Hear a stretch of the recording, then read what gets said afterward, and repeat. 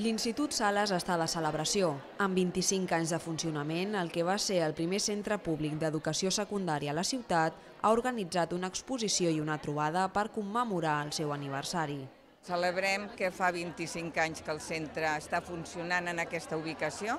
Abans havia estat a la Torre Roja de manera provisional i celebrem el treball que ha fet el centre a tota la població durant aquest temps.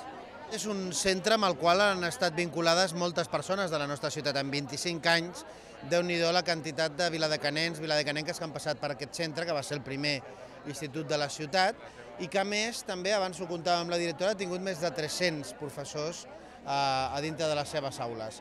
Per nosaltres, evidentment, és un motiu de goig el poder celebrar aquest 25è aniversari, i en tot cas el que avui és una diada de festa, de record de moltes persones que fa temps que potser no es trobaven i que es troben avui. En aquests 25 anys, l'Institut ha viscut molts canvis pel que fa a l'educació i també a les seves instal·lacions.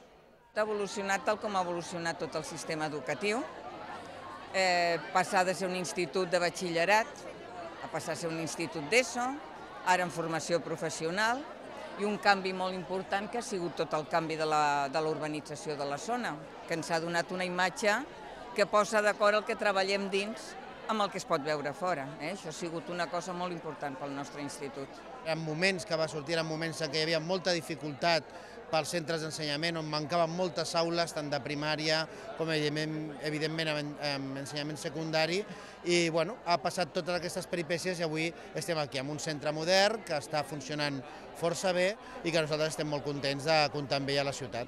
Tot i que encara no hi ha data concreta, la Generalitat té previstes unes obres d'ampliació de l'Institut Sales que serviran per millorar l'oferta del centre.